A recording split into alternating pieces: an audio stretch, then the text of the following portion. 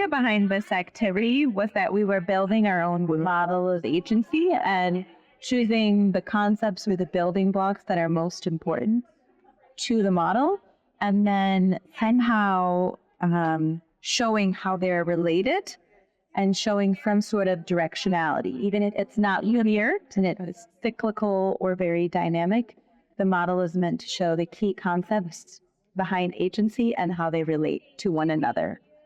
So in this diagram that we have, our first picture is that we are seeing an individual in this pool or a space that consists of a number of different things. So it involves the person's individual knowledge and beliefs, the assets that they have themselves or within their family, but also there's a number of things that shape this pool and what's in it. And those are things like the social norms, the social structure where they live, different aspects of the cultural context.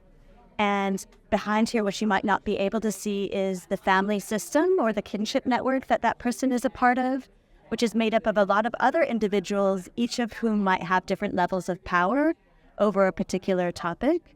And there's also dynamics of gender that are happening. And all of these are playing out in different dynamics, different power dynamics, depending on what we're talking about. So if we're talking about access to education or something like contraceptive use, those dynamics play out in different ways. So in our idea, if we're thinking about agency, different things need to happen with all these factors to get a person, an individual, to a point where they have what we're calling critical consciousness, just an awareness that this is even a decision to be made or an action that one would take.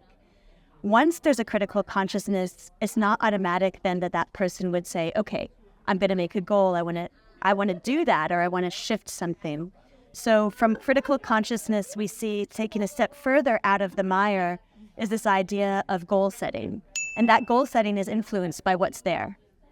From the goal setting, once there's a goal, there's also a dynamic of motivation. And at any point, what's happening in the pool below may support that motivation and encourage it, or it might make it more difficult. So one can move up and down this staircase. And then within this, to get to an action, and the action we're saying is context-specific and behavior-specific, something happens in between motivation and getting there. And a lot of that has to do, again, with who is supporting or pulling down that person, whether it's a family system, whether it's knowledge, whether it's a separate kind of intervention. The last piece that we talked about is that once one acts, it doesn't end there. The experience of that action, the support or the backlash of that action may either push someone back into the mire or shift their motivation to continue, or it might help them sustain and maintain that and influence others from within that same system. So if one acts, it might be that others within that peer network or family system may also take action, and that's where we get more towards this idea of collective agency.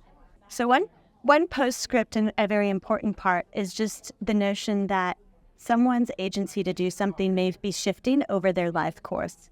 So this is not a dynamic pool that we're talking about, but over time, over someone's individual life, these factors or these situations may shift. And actually, people might be moving across multiple pools. In some senses, they might not always be in the same pool. And also, there's an idea that while someone might have one agency for something, there are other types of agencies, in plural, that might coexist at that given moment.